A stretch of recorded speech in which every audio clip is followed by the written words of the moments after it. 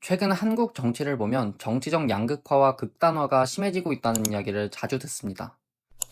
같은 사건을 두고도 사람들은 전혀 다른 해석을 내놓고 상대 진영을 설득하기보다 비난하거나 조롱하는 경우가 정말 많습니다.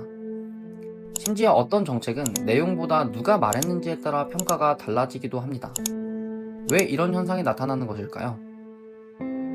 유발 하라리는 21세기를 위한 21가지 재현이라는 책에서 이런 현상을 이해하는 데 도움이 되는 세 가지 개념을 제시합니다.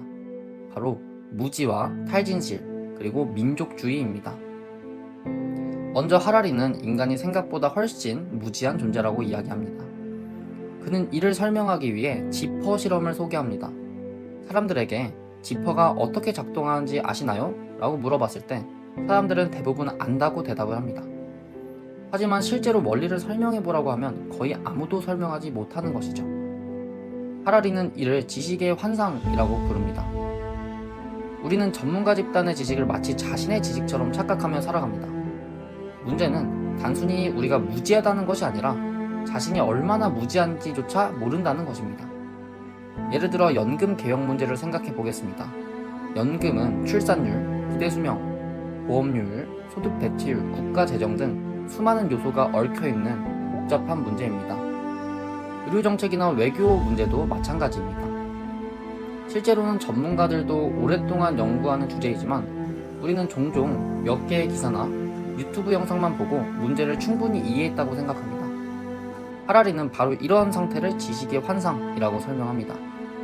하라리는 이러한 인간의 특성이 현대사회에서 더욱 위험해진다고 이야기합니다. 그 이유는 인간이 사실보다 이야기에 더 쉽게 설득되기 때문입니다.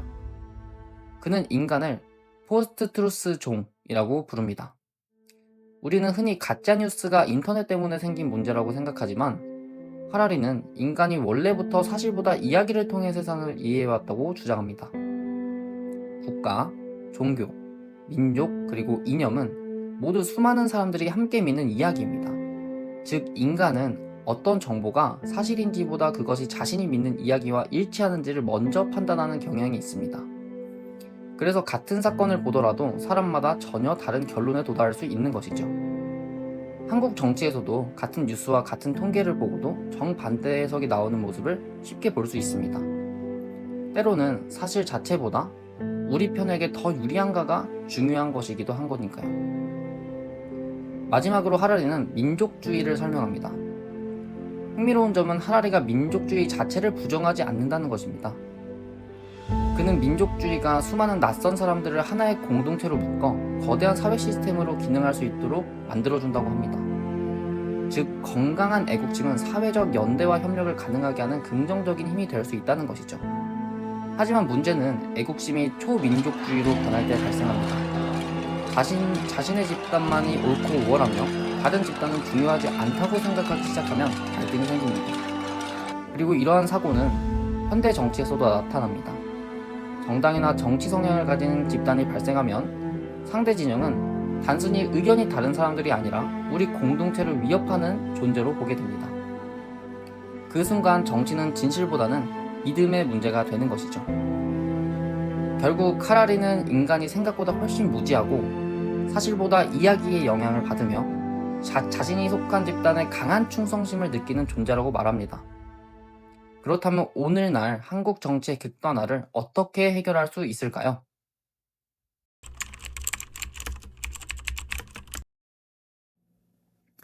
그래서 저는 하라리 글에서 생각의 재료들을 좀 얻었고요. 그 재료들을 통해서 한번 이 양극화된 정치를 어떻게 하면 해결할 수 있을까, 이것에 대해서 좀 생각을 해봤습니다. 우선 한국 정치 극단화를 해결하기 위해서는 좋은 정치인을 뽑아야 한다? 이 수준을 넘어서야 한다고 좀 기본적으로 생각을 했어요. 하라리의 글을 바탕으로 생각해보면 무지예요. 인간은 기본적으로 무지하고 진실에 취약합니다. 그러니까 이야기에 좀 더 많이 흔들린다는 거죠. 감정에 많이 동요하고요. 그리고 소속감을 느낀다는 것을 굉장히 좋아해요. 내셔널리즘에서도 이야기를 했었죠. 결과적으로 한국 정치가 극단화되는 이유가 정당과 정치인 때문이라기보다는 인간이 그냥 애초에 가진 그 한계 때문일 수 있다는 거죠. 전 좀 그렇게 기본적으로 생각을 했고요. 그럼 이것을 어떻게 해결해야 하냐? 인간의 한계를 어느 정도 보완을 해야겠죠. 첫 번째, 일단 인간이 무지하다라는 것을 모든 사람이 인정할 수 있도록 만들어줘야 해요. 시민교육이 필요하다라는 거죠. 하라리가 말한 것처럼 우리는 생각보다 되게 적게 알고 있고 우리가 모른다는 것을 모르고 살아요. 연금개혁과 의료정책 그리고 외교 문제 같은 경우 몇 개 사안이나 유튜브 그냥 본다고 해서 이걸 함부로 판단해서는 안 된다는 거예요. 정치교육이 정치제도를 외우게 하고 유튜브 보게 하고 이런 게 아니라 내가 틀릴 수도 있을까? 이런 생각들을 하게 하는 좀 열린 태도를 가지게 하는 그런 능력들을 기르는데 정치교육에 대한 포커스를 좀 심어야 한다는 것이죠.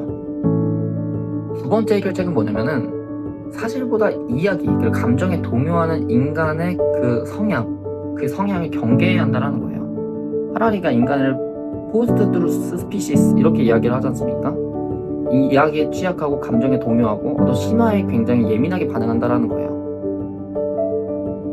우리가 실제로 어떤 자료를 볼 때도 이게 우리 편한테 유리한가? 이렇게 생각을 하는지 아니면은 이게 팩트에 기반한 사실인가? 이걸 생각하는지를 좀 고민을 해보는 그런 경험을 많이 쌓게 해줘야 한다는 거죠. 일단 그것은 학교에서 해줘야 한다고 기본적으로 생각을 하고요. 요즘 굉장히 큰 문제가 되고 있는 미스인포메이션, 디스인포메이션, 그리고 말인포메이션 이런 것들을 언론사에서는 함부로 체크하지 않고 내보내는 것들을 막아야겠죠. 그런 것들은 좀 더 법적으로 잘 규제할 필요가 있다고 좀 생각을 했고요.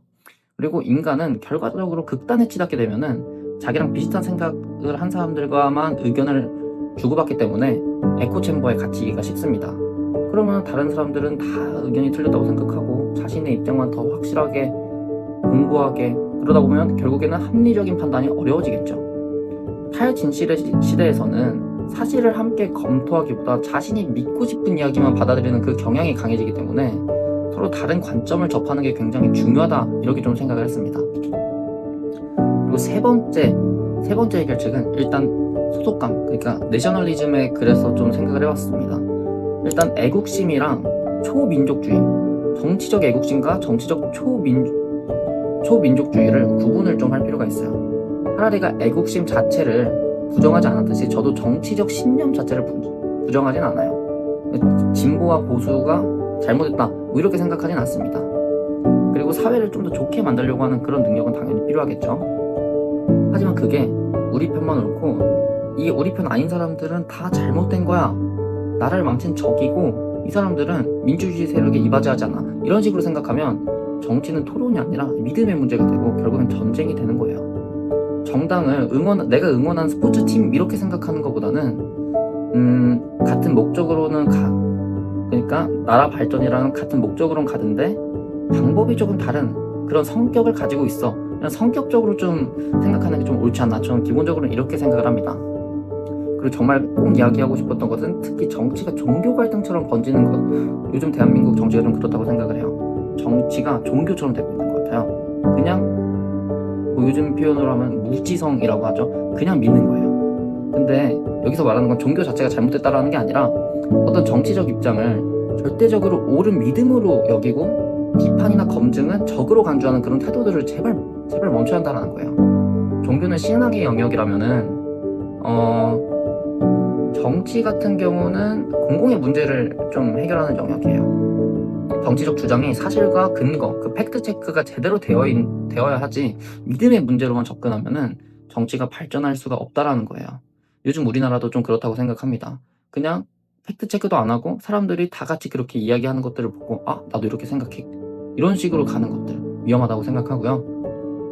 결국에는 극단화를 줄이기 위해서는 사람들이 겸손한 태도를 가지는 게 중요하다는 것이죠.